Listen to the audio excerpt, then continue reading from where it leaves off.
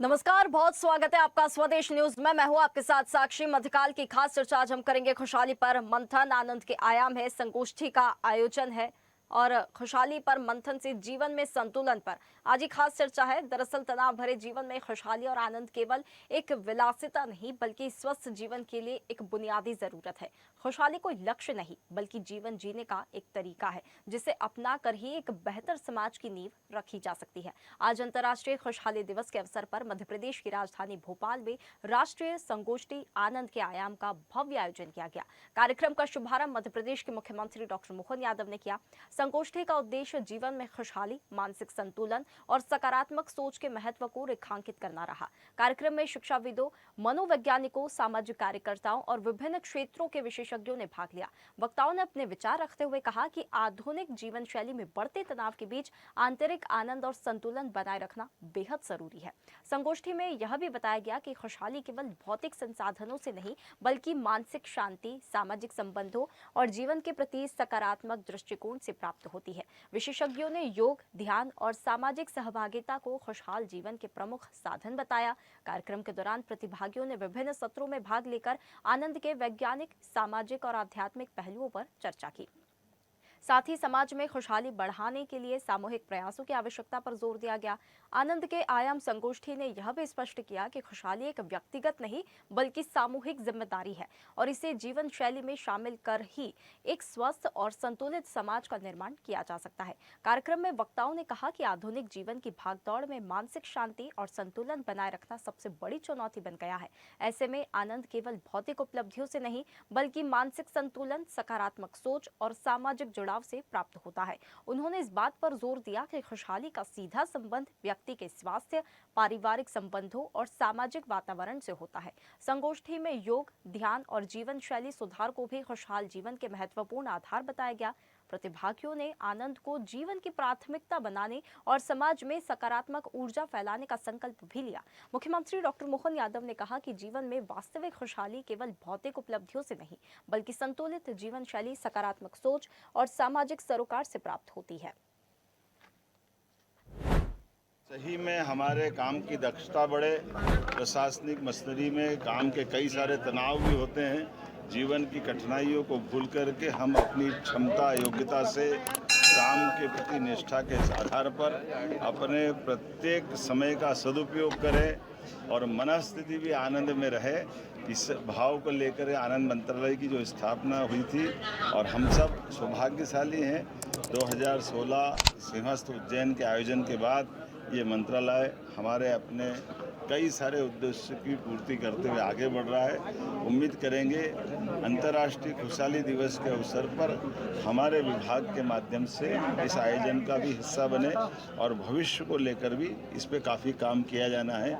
मेरी अपनी ओर से प्रदेशवासियों को, देशवासियों को, सभी को अंतर्राष्ट्रीय खुशहाली दिवस की बधाई। ये तो है ही है शामिल। आनंद सभाओं का आयोजन होता है।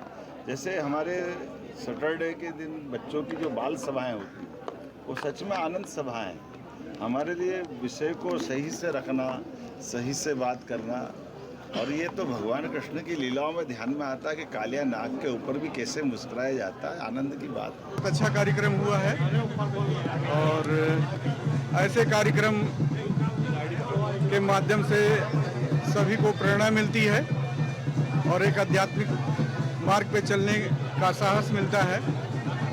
और मैं चाहता हूं कि ऐसे कार्यक्रमों के माध्यम से जन जन तक आध्यात्मिक विचार पहुंचाए जाएं, राष्ट्र के प्रति जागृति, समर्पण, सद्भाव मिलेगा। मुझे लगता है कि आनंद और खुशी और हैप्पीनेस अंदर से जब तक हम स्वस्थ और ठीक नहीं होते हैं वो कहीं हमारे अंदर भाव नहीं आता है। तो ये पूरी कार्यशाला है कि हम इस पर बहुत सारे हमारे विद्वान हैं जिनको हम सुनेंगे और कोशिश करेंगे कि राज्य आनंद संस्थान जो अपने कार्यक्रम लगातार कर रहा है, लोगों के बीच में हैप्पीनेस पे काम करने की कोशिश कर रहा है, तो स्वयं के परिवर्तन से समाज के परिवर्तन की यात्रा है। तो देखिए, अंतर्राष्ट्रीय खुशहाली दिवस है। मध्य प्रदेश की राजधानी भोपाल में राष्ट्रीय संगोष्ठी आनंद के आयाम का भव्य आयोजन यहाँ पर किया गया। कार्यक्रम का शुभारंभ मध्य प्रदेश के मुख्यमंत्री डॉक्टर मोहन यादव ने किया है। तो मध्य प्रदेश सरकार का एक हैप्पीनेस मॉडल यहाँ पर सामने आया है, जिसे लेकर आनंद को लेकर, जीवन में खुशहाली को लेकर बात की गई है। आज इसी पर हम खास चर्चा करेंगे। कुछ मेहमान हमारे साथ जुड़ गए हैं। प्रशांत कुमार, शिक्षाविद और चाइल्ड एंड करियर काउंसलर हमारे साथ जुड़ गए हैं। प्रशांत कुमार शर्मा, बहुत स्वागत है प्रशांत जी आपका हमारे साथ जुड़ने के लिए। वरिष्ठ पत्रकार भूपेंद्र सुलेर हमारे साथ जुड़ गए हैं। बहुत स्वागत है भूपेंद्र जी आपका हमारे साथ जुड़ने के लिए। कुछ देर में सत्यप्रकाश आर्य, डायरेक्टर राज्य आनंद संस्थान, हमारे साथ जुड़ेंगे, उनका भी बहुत स्वागत है। चर्चा की शुरुआत प्रशांत कुमार शर्मा जी आपसे करेंगे। हैप्पीनेस मॉडल मध्य प्रदेश सरकार लेकर आई है, जिसे लेकर संगोष्ठी का आयोजन किया गया है। खुशहाली की बात हो रही है, संतुलन, मानसिक संतुलन की बात हो रही है। ये जो हैप्पीनेस मॉडल है सरकार का, इसे कैसे देखते हैं आप? ये खुशहाली का जो मॉडल है, ये सातत्य और उसकी आज के समाज में बड़ी आवश्यकता है। क्योंकि हम जिसको भी देखेंगे, चाहे वो युवा हो, चाहे बच्चा हो, चाहे वृद्ध हो, चाहे कोई भी व्यक्ति हो इस समाज के अंदर, उसको कहीं ना कहीं वो तनावग्रस्त है। क्योंकि ऐसा बोलते हैं कि खुशहाली एक व्यापक व्यवस्था है जिसमें स्वास्थ्य, शिक्षण और संतुलित होना अत्यंत आवश्यक है। इसमें ऐसा देखा गया है कि शारीरिक, मानसिक, भावनात्मक और सामाजिक स्वास्थ्य भी शामिल होता है। इसको खुशहाली के लिए आवश्यक माना गया है। इसी में खुशहाली के जो आयाम बताए गए हैं, वो इसमें शारीरिक सुख का पहला आयाम बताया गया है, जिसमें हम पोषण, व्यायाम और हमारी जो नित्य क्रियाएं होती हैं स्वास्थ्य के लिए, वो जोड़ी जाती है। दूसरा आता है मानसिक और भावनात्मक स्वास्थ्य के लिए होता है, जिसमें हम तनाव को कम करने के लिए योगा के द्वारा, ध्यान के द्वारा, अन्य कंसंट्रेट करने के लिए अपने आप को हम किस प्रकार से मानसिक स्वास्थ्य को के आयाम को पूर्ण करते हैं। एक होता है, दूसरा होता है सामाजिक कल्याण, जिसमें हम सार्थकता से हम अपने समाज के साथ में कुछ कार्य करते हैं, कुछ सामाजिक कार्य करते हैं, हम सामाजिकताओं का गठन करते हैं। तो इसलिए हमें ये सामाजिक कल्याण भी आवश्यक होता है। और दूसरे अंतिम होता है कार्यस्थल पर खुशी, कि हम जिस कार्यस्थल पर कार्य कर रहे हैं, हमें अपने आप को खुश रखना कैसे है, वहां पे कैसे हमें सामाजिक समावेश करना है, सभी से सहयोग लेना है, सभी को सहयोग देना है। क्योंकि ऐसा बोला जाता है कि मानसिक खुशहाली में ये दो प्रकार से आती है। पहले तो होती है हेडोनिक, जो कि तत्काल खुशी के लिए आवश्यक होती है। जब हम किसी चीज के लिए, मान लीजिए मुझे किसी से गुस्सा आ गया और मैं उससे अपशब्द बोल दिए, तो ये तात्कालिक खुशी हुई, उसको खुशी मिलती है। या हम यूं कहें कि हम किसी तनाव में हैं, या हम किसी क्रोध में आने वाले हैं और उस समय हमने कुछ खाना खा लिया, तो हमें वो तात्कालिक खुशी देता है। और दूसरी होती है यूडोनिक खुशी।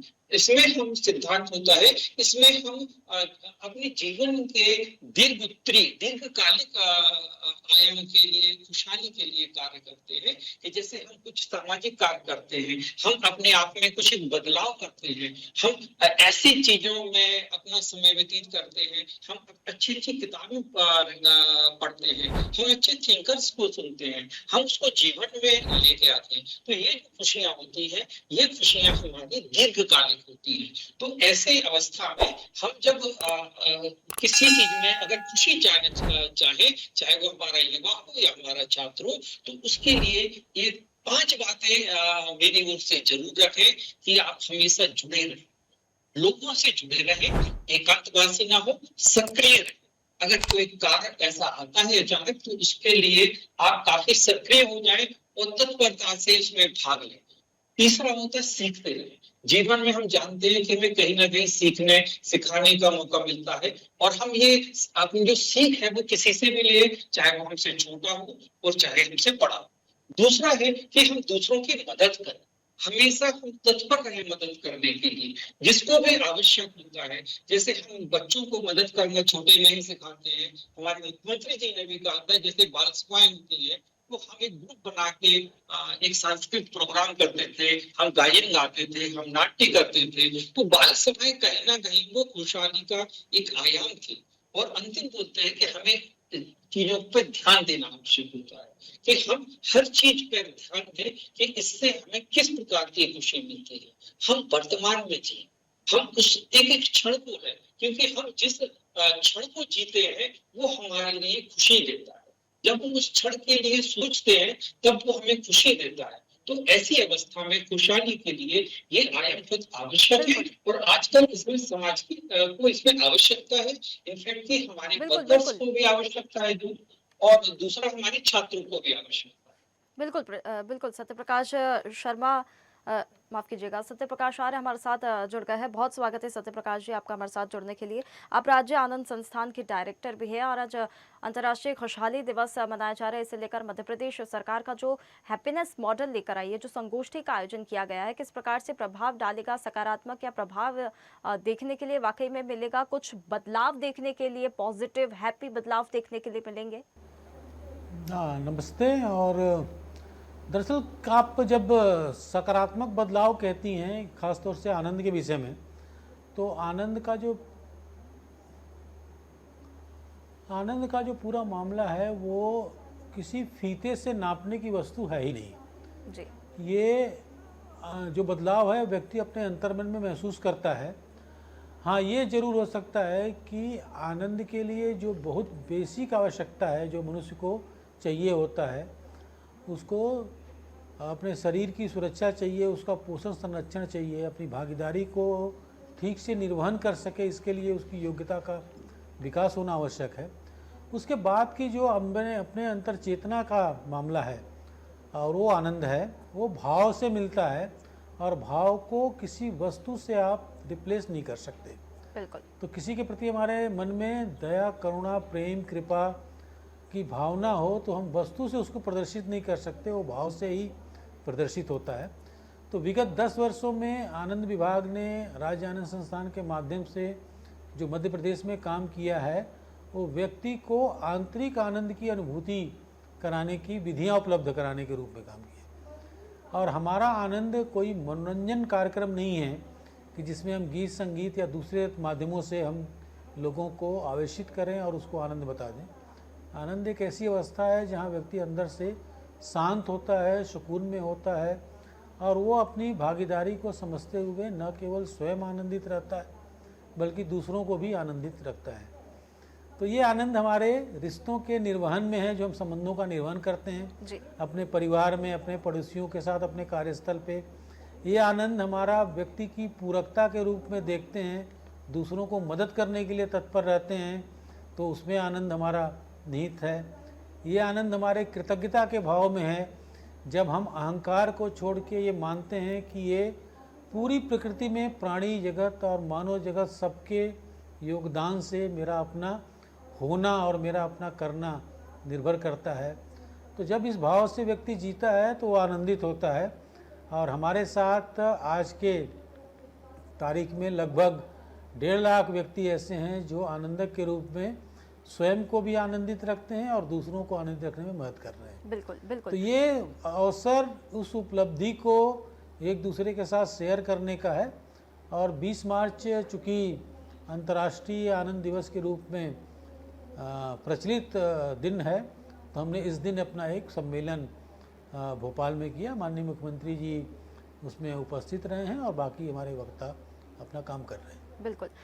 भूपेंद्र जी, देखिए आनंद की बात हो रही है, डेफिनेशन की अगर हम खुशहाली की डेफिनेशन की बात करें तो सबकी अपनी अपनी अलग अलग डेफिनेशन होती है।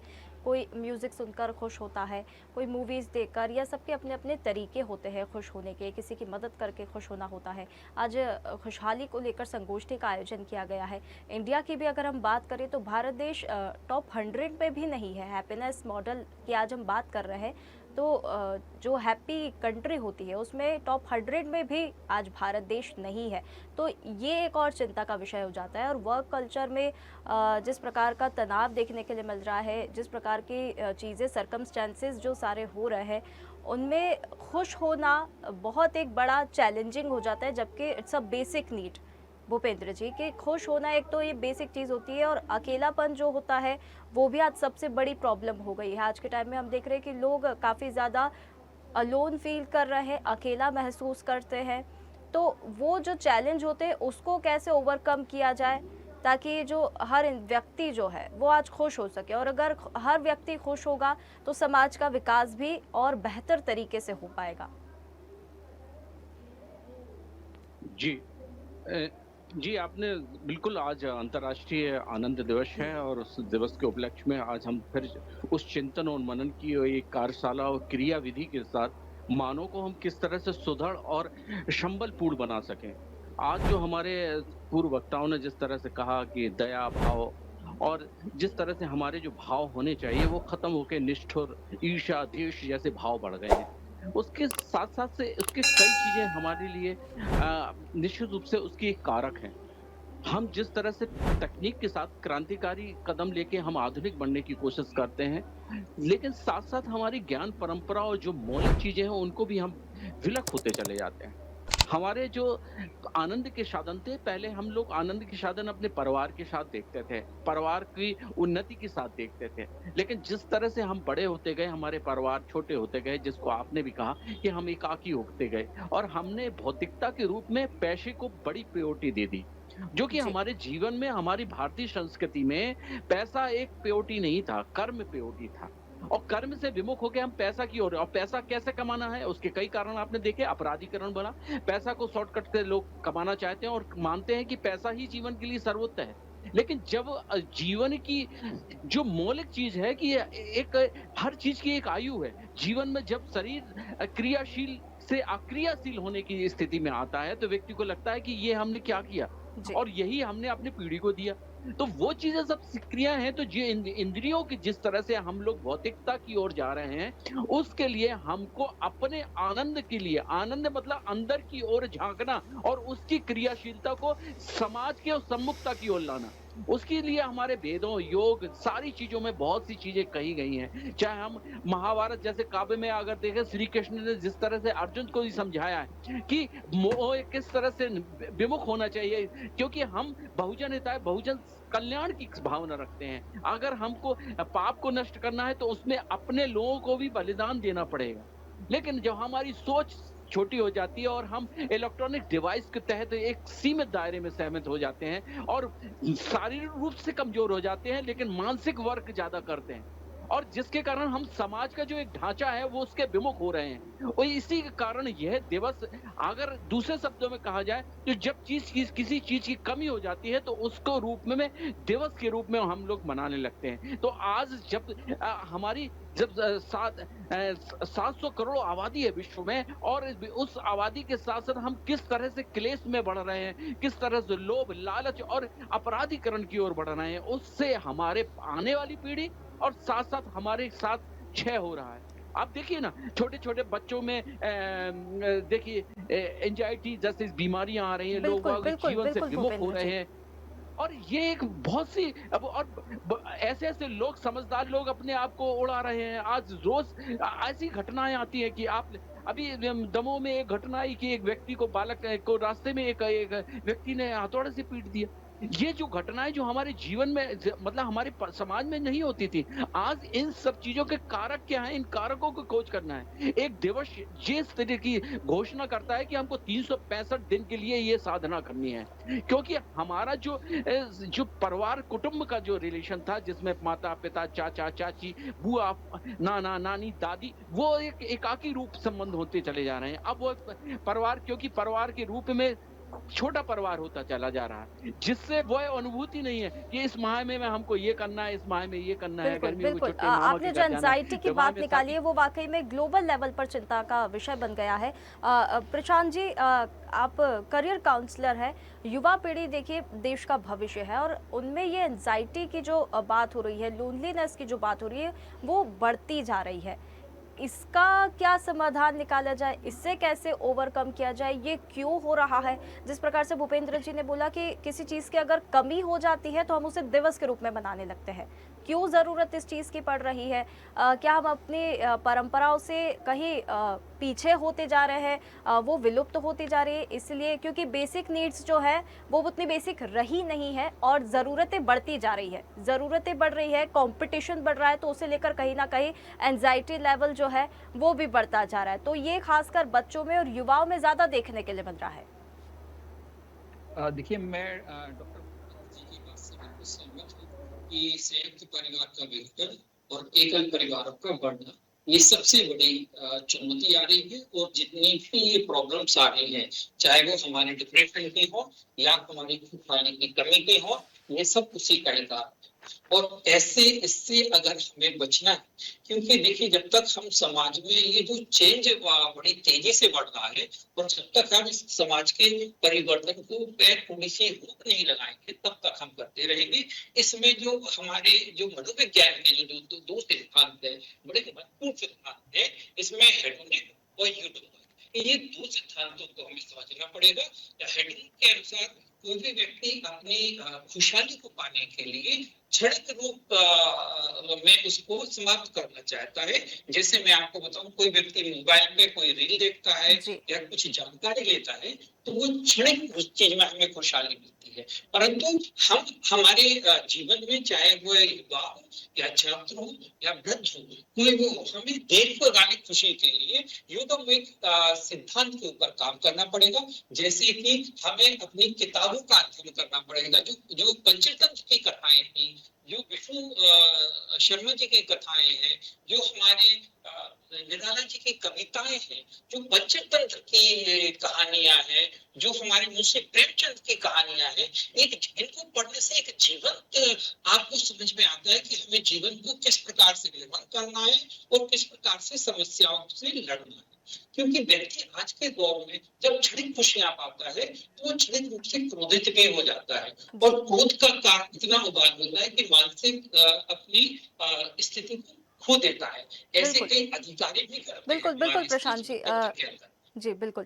सत्यप्रकाश जी, एक लास्ट कमेंट आपसे लेना चाहेंगे। कहीं न कहीं भूपेंद्र जी की बात से भी पूर्णतः सहमत हूँ, प्रशांत जी की बात से भी पूर्णतः सहमत हूँ कि परिवारों में जब आजकल बच्चे बात नहीं करते, क्योंकि कहीं न कहीं कुछ ना कुछ क्लैशेस हो जाते हैं, या एज गैप, जैसे बच्चे कहते हैं कि बहुत एज गैप का डिफरेंस है, इसलिए हम बात शेयर नहीं कर पाते, वो हमारी बात नहीं समझते। इस प्रकार के क्लैशेस बहुत होते हैं, और आजानंद संस्था के आप डायरेक्टर हैं, इस प्रकार की संस्थान होनी चाहिए।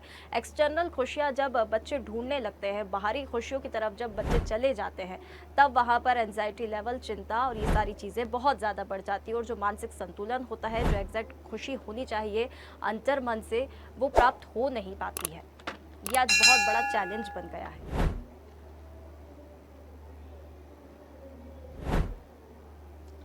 देखिए, दो बातें मैं पहले तो चाहता हूं कि आपके माध्यम से लोगों तक स्पष्ट हो जाए कि एक तो जब हम आनंद कहते हैं, तो उसको आवेश से, उत्तेजना से, मनोरंजन से, उसको थोड़ा अलग करके देखा जाना चाहिए। बिल्कुल। संगीत में, मनोरंजन में जो कुछ भी हमें मिलता है, वो एक क्षणिक आवेश है। उस भाव को हमको अच्छा लगता है, उसको हम अपने साथ बनाए रखना चाहते हैं, लेकिन ये संभव नहीं है कि उस भाव को हम निरंतर बनाए रख सकें। दूसरा जो महत्वपूर्ण बात है कि कई बार हम इसको सुविधा से, आवश्यकता से, ज़रूरतों से जोड़ देते हैं। बिल्कुल। तो एक सीधा सा प्रश्न मेरा रहता है हमेशा कि अगर कोई भी नॉर्मल परिवार, हमारा आपका भी परिवार, पिछले 20 सालों में उसमें सुविधाएं बढ़ी हैं या घटी हैं? अगर पूछा जाए तो सीधी सी बात है, सुविधाएं बढ़ी हैं। जी। देश में भी समृद्धि आई है, परिवारों में भी समृद्धि आई है, व्यक्ति में भी समृद्धि आई है, लेकिन हमारा आनंद का स्तर घटा है निसंदेह। तो इसका सीधा अर्थ है कि साधन से, सुविधाओं से, रिसोर्सेज से आनंद का कोई संबंध है नहीं। एक बेसिक नीड्स हैं, सबकी होती हैं, वहाँ तक उसकी भूमिका है। परिवारों में जो एंजाइटी है, या बच्चों में कम उम्र में डिप्रेशन है, वो ट्रोमा में चले जाते हैं, कई बार सुसाइड भी कर लेते हैं। जी। अभी तो बहुत सारी घटनाएं आई हैं कि 8वीं के, 9वीं के, 10वीं के बच्चे छोटे सुसाइड छोटे कर लेते बच्चे इस हैं, प्रकार का जो कदम हमारे उठा आपके रहे समय काफ़ी रेयर होती थी। हैं। जी तो इसका मूल हाँ, मैं पूरी कर लूँ बात अपनी। जी जी जी। मूल इसका कारण ये है कि परिवारों में वो मूल्यों की स्थापना करने का जो हमारा काम था अभिभावकों का, वो हमने बंद कर दिया। हम भी पैसे के पीछे, सुविधा के पीछे, ये मान के कि इससे सुख मिल जाए, पीछे पीछे भागते रहे। तो न हमने उनकी परवरिश पे ध्यान दिया, न हम उन मूल्यों को खुद जीते हुए दिखे। तो बच्चा जो देखता है कि हमारे माता पिता, अभिभावक झूठ बोलते हैं जी। और हमसे कहते हैं बिल्कुल, बिल्कुल सत्य प्रकाश जी। देखिए समय की सीमा है इसलिए चर्चा को रोकना चाहूँगी। अंतर्राष्ट्रीय खुशहाली दिवस है इसीलिए खुशी के साथ इस चर्चा को समाप्त करेंगे। बहुत धन्यवाद सभी मेहमानों का हमारे साथ जुड़ने के लिए। आनंद के आयाम है संगोष्ठी का आयोजन किया गया है। आज खुशहाली अंतर्राष्ट्रीय खुशहाली दिवस मनाया जा रहा है। इसे लेकर मध्य प्रदेश सरकार का जो ये मॉडल है, हैप्पीनेस का जो ये मॉडल लेकर आई है, उसे लेकर सकारात्मक बदलाव की उम्मीद की जा रही है। एक खुशी की उम्मीद यहाँ पर की जा रही है कि लोगों के अंतर मन में खुशी होनी चाहिए, ना कि एक्सटर्नल चीज़ों से, रिसोर्सेज से लोग जो है वो खुशी ढूंढे। अंतर मन से खुश होना बहुत ज़रूरी है, तभी विकास हो पाएगा अपना भी और देश का भी। चलिए फिलहाल इस खास चर्चा में इतना ही। आप बने रहिए स्वदेश न्यूज़ के साथ, सबसे पहले देश। ताज़ा खबरों के लिए लाइक, फॉलो और यूट्यूब पर सब्सक्राइब कर बेल आइकन दबाएं। साथ ही हर अपडेट के लिए विजिट करें स्वदेशलाइव.com।